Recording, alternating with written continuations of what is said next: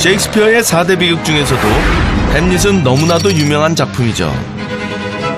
덴마크 왕가의 전설을 소재로 한 그의 작품은 복수국의 대명사로 주옥같은 명대사들은 지금도 사람들 입에 회자되고 있습니다.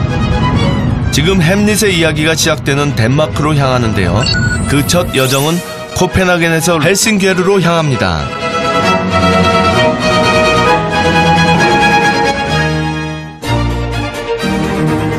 수도 코펜하겐은 덴마크 최대 섬인 셀란섬 동부에 위치한 항구 도시입니다.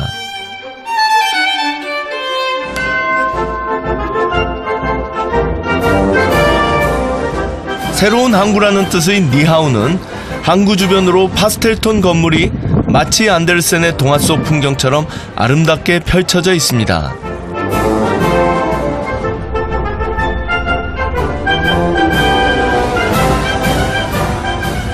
이 니하운 거리가 지금은 굉장히 고급스러운 식당도 많고 그리고 관광 명소지만 원래 옛날에는 이 항구의 면에 있는 어떻게 보면 이제 노동자들이 살고 배가 오가던 지역이라 굉장히 가난한 사람들이 살던 지역이라는 거예요.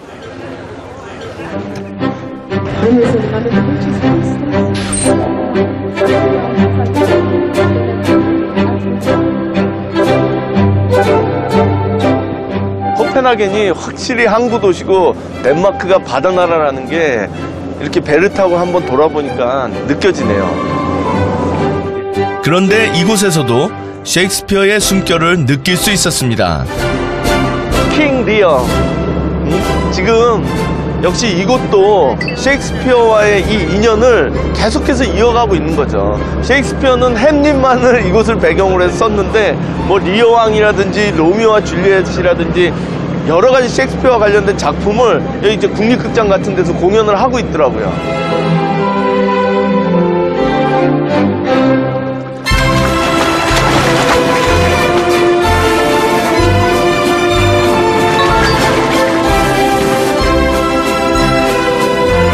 이제 배는 코펜하겐의 명물이 있는 곳으로 향합니다. 공원에 인어공주 동상 하나거든요.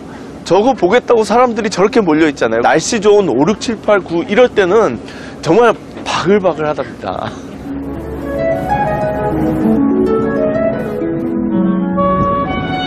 동상 높이가 80cm 정도밖에 되지 않는 작은 크기인데 그 인기가 참으로 놀랍습니다. 코펜하겐에 가면 꼭 맛봐야 할 음식이 있답니다. 그래서 니하운 인근 덴마크 전통 음식을 맛볼 수 있는 곳을 찾았습니다. 고기를 굽는 대형 오븐이 인상적입니다. 이곳도 우리네와 같이 돼지고기가 많이 생산되고 소비되는데 그 대표적인 음식이 플래스캐스타이라는 덴마크 전통 요리입니다. Let there be oysters under the sea. 돼지 목살이나 가슴살을 껍질째 조리한 것인데요. 굽기 전에 돼지 껍질을 소금에 문질러야 소금이 스며들어 껍질이 더 바삭해진답니다. Every Christmas we eat this Christmas Eve, and then every day for breakfast and for everything, and you can make sandwiches and everything with this one. 이 요리는 특히 바삭거리는 돼지 껍질이 별미라고 합니다.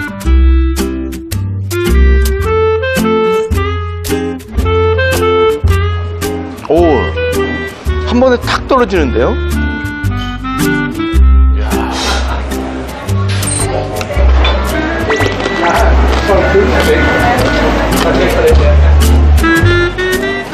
정말 맛있네요.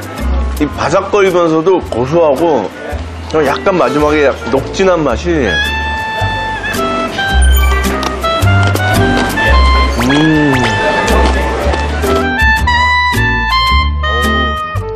이번엔 고기를 맛볼 차례입니다. 그야말로 고기가 입에서 살살 녹습니다. 너무 맛있어요. 너무 부드러워요.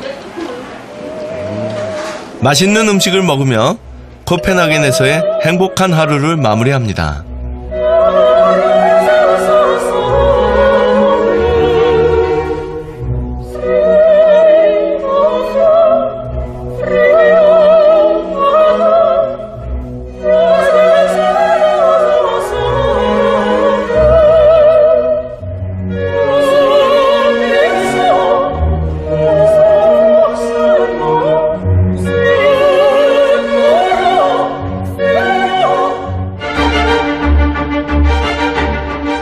덴마크의 셸란섬 북동부에 자리한 헬싱게르는 스웨덴 헬싱보리와 마주한 작은 도시입니다.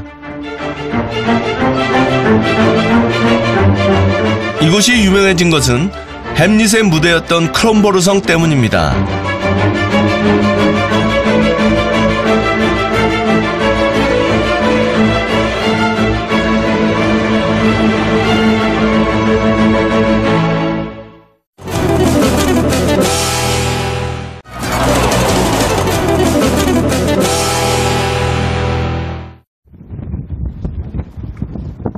성 입구부터 햄릿의 무대가 그대로 펼쳐집니다.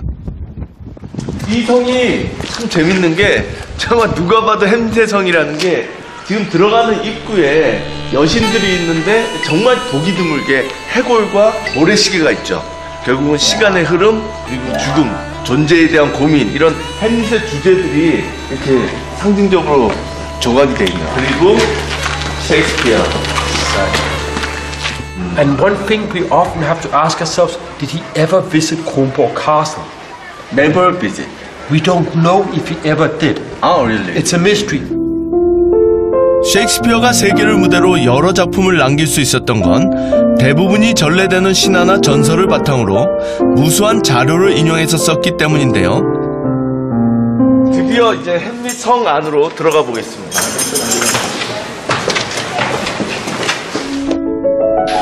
성 내부에서는 르네상스와 바로크 양식으로 장식된 방들을 볼 수 있는데요. 그중 제가 찾을 곳은 왕비의 방입니다. 햄릿이 아버지를 죽인 범인이 숙부 클로디어스라는 것을 확신하고 어머니를 추궁하는 곳입니다.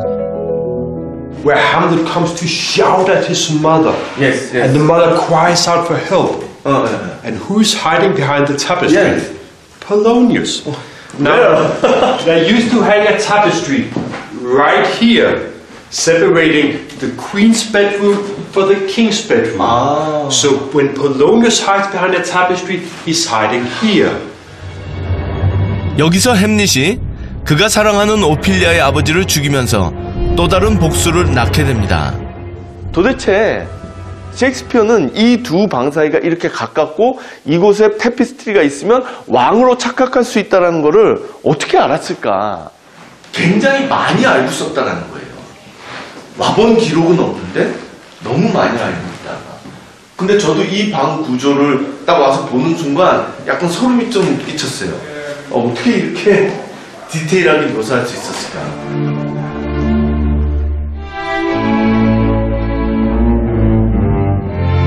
왕실 예배당으로 쓰였던 이곳은 햄릿에서도 굉장히 상징적인 곳으로 나옵니다.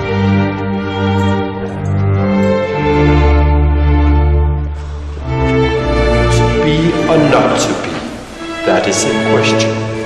Whether it is nobler in the mind to suffer the slings and arrows of outrageous fortune, or take arms against the sea of troubles and by opposing them, end them. The most famous word in the history of theater. 고뇌에 찬 햄릿의 독백이 울렸던 곳이죠. 어떤 게 옳은 건지를 결정하지 못하고 고민하는 거죠. 존재에 대한 고민, 미래에 대한 고민. 근데 셰익스피어의 위대한 점은 그것이 바로 새로운 시대를 표현하고 있는 겁니다. 그 전에 중세라고 하는 시대는 고민이 없는 시대거든요.